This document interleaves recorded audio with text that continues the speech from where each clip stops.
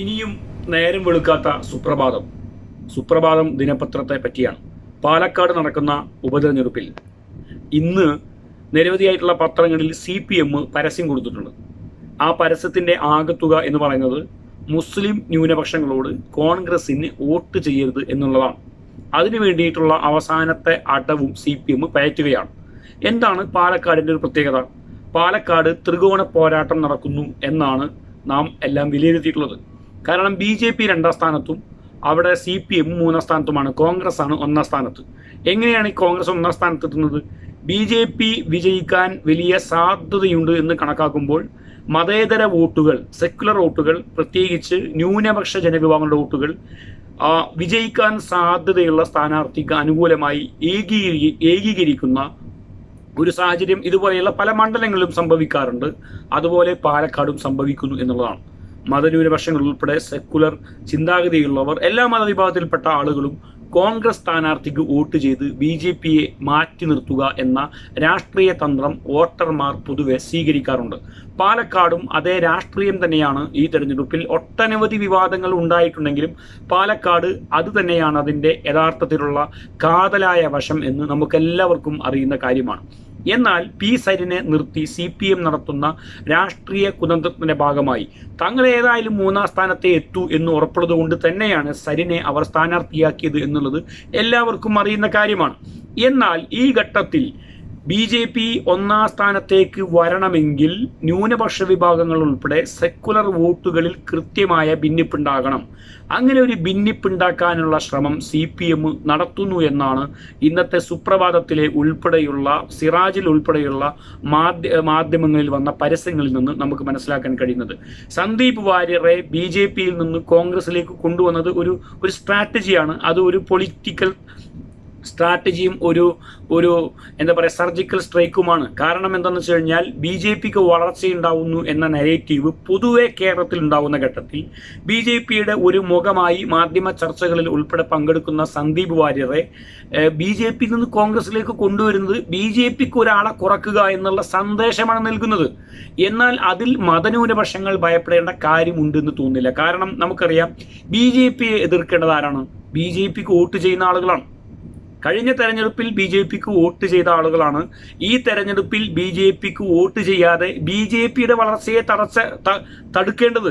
അതല്ലാതെ മതന്യൂനപക്ഷങ്ങൾക്ക് അതിൽ പങ്കില്ല. മതന്യൂനപക്ഷങ്ങൾക്ക് ചെയ്യാൻ കഴിയുന്നത് അപ്പുറത്തെ ഏകീകരിക്കുമ്പോൾ ഇപ്പുറത്തും ഏകീകരിച്ച് ഒരു സ്ഥാനാർത്ഥിയെ വിജയിപ്പിക്കുക എന്നുള്ളതാണ്. എന്നാൽ BJP ക്രമാതീതമായി കേരളത്തിൽ നടത്തുന്ന ഈ ആ വളർച്ചയെ എങ്ങനെ തടയിടാൻ കഴിയും? അത് തടയിടണമെങ്കിൽ BJPയിലേക്ക് പോകാൻ സാധ്യതയുള്ള വോട്ടുകൾ പോകാതിരിക്കണം. കഴിഞ്ഞ തെരഞ്ഞെടുപ്പുകളിൽ BJPയിലേക്ക് പോയ വോട്ടുകൾ തിരിച്ച് CPMയിലേക്കോ കോൺഗ്രസിലേക്കോ തിരിച്ചു വരണം. അതാണ് വേണ്ടത്. അപ്പൊ സന്ദീപ് വാര്യർ BJPയിൽ തന്നെ നിൽക്കുക എന്നുള്ളതല്ല. സന്ദീപ് വാര്യർ ഉൾപ്പെടെയുള്ള BJPക്ക് അനുകൂലമായ നിലപാട് സ്വീകരിച്ച ആളുകളെ ആ നിലപാട് തിരുത്തിക്കൊണ്ട് ഞങ്ങളുടെ പാർട്ടികളിലേക്ക് കടന്നു വരണം എന്ന് പറയാനുള്ള സാഹചര്യം ഒരുക്കണം വേണ്ടത്. മറിച്ച് ഇവിടെ എന്താണ് സംഭവിക്കുന്നത്? സുപ്രഭാതം പത്രം ഉൾപ്പെടെ ചെയ്യുന്നത് സന്ദീപ് വാര്യർ BJPയിൽ നിന്ന് കോൺഗ്രസിലേക്ക് വന്നത് അബദ്ധമായി എന്ന് അദ്ദേഹത്തെ കൊണ്ട് തന്നെ തോന്നിപ്പിക്കുന്ന രീതിയിൽ അദ്ദേഹത്തെ വേട്ടയാടുകയാണ്. അത് ഒരു തെരഞ്ഞെടുപ്പിന്റെ തലേനാൾ അത്തരത്തിലുള്ള വേട്ടയാടലുകൾ രാഷ്ട്രീയമായി CPMോ BJPയോ നടത്തുന്നതിൽ തെറ്റില്ല. പക്ഷേ സുപ്രഭാതം പോലെയുള്ള സമസ്തക്ക് കീഴിലുള്ള ഒരു മാധ്യമ സ്ഥാപനം പാലക്കാട് പോലെയുള്ള ഒരു സ്ഥലത്ത് ഉപതെരഞ്ഞെടുപ്പ് നടക്കുമ്പോൾ കുറച്ചുകൂടി ഉത്തരവാദിത്വത്തോടുകൂടി പെരുമാറേണ്ടതായിരുന്നു എന്നാണ് എനിക്ക് തോന്നുന്നത്. കാരണം അവിടെ ന്യൂനപക്ഷങ്ങളുടെ വോട്ടുകൾ ഭിന്നിച്ചാൽ, സെക്കുലർ വോട്ടുകൾ ഭിന്നിച്ചാൽ അതിൻ്റെ ഗുണം BJPക്ക് ലഭിക്കുമെന്നിരിക്കെ BJPയിൽ നിന്ന് കോൺഗ്രസ് ഒരാളെ അടർത്തിമാറ്റി കോൺഗ്രസിലേക്ക് കൊണ്ടുവന്നതിനെ പോലും പഴിച്ചുകൊണ്ട്, അതിനെ പോലും തെറ്റായ രീതിയിൽ വ്യാഖ്യാനിച്ചുകൊണ്ട് ഇതുപോലെയുള്ള പത്രപരസ്യങ്ങൾ കൊടുക്കാൻ CPM തയ്യാറാവും. അത് CPMന്റെ രാഷ്ട്രീയമാണ്. കാരണം CPMന് പാലക്കാട് BJP ജയിച്ചാലും തെറ്റില്ല. മറിച്ച് BJP ജയിച്ചാലും അവിടെ കോൺഗ്രസ് ജയിക്കരുത് എന്ന രാഷ്ട്രീയ തന്ത്രം ഒരുപക്ഷെ അവിടുത്തെ CPM എടുക്കുന്നുണ്ടാവാം. അതിൻ്റെ ഭാഗമായിട്ടായിരിക്കാം ഇത്തരത്തിലുള്ള വാർത്തകൾ വരുന്നത്. പക്ഷെ ആ വാർത്തകൾ കൊടുക്കണോ വേണ്ടയോ എന്ന് ഉത്തരവാദിത്വത്തോടുകൂടി ചിന്തിക്കാനുള്ള, തീരുമാനമെടുക്കാനുള്ള കെൽപ്പ് സുപ്രഭാതം പത്രത്തിന് ഉണ്ടാകേണ്ടതായിരുന്നു. ഇനിയും നേരം വെളുക്കാതെ സുപ്രഭാതം എന്ന പേരും വെച്ച് ഈ നാട്ടിലെ ജനങ്ങളെ, മതന്യൂനപക്ഷങ്ങളെ പറ്റിക്കുകയും പാലക്കാട് മതന്യൂനപക്ഷങ്ങളെ കൂട്ടിക്കൊടുക്കുകയും ഒറ്റുകയും ചെയ്യുന്ന നിലപാടാണ് സുപ്രഭാതം പത്രം കൊടുത്തത് എന്ന കാര്യത്തിൽ തർക്കമില്ല. പാലക്കാട്ടെ സെക്കുലറായ മതന്യൂനപക്ഷങ്ങൾ ഉൾപ്പെടെയുള്ള വോട്ടർമാർ അത് കൃത്യമായി തിരിച്ചറിഞ്ഞ് പ്രബുദ്ധതയോടുകൂടി ഈ വിഷയം കൈകാര്യം ചെയ്യും. നാളെ പോളിംഗ് ബൂത്തിലേക്ക് എത്തുമ്പോൾ കൃത്യമായി വിലയിരുത്തി പാലക്കാട്ടെ ജനങ്ങൾ വോട്ട് ചെയ്യും എന്ന് തന്നെയാണ് ഈ ഘട്ടത്തിലും ഞാൻ വിശ്വസിക്കുന്നത്.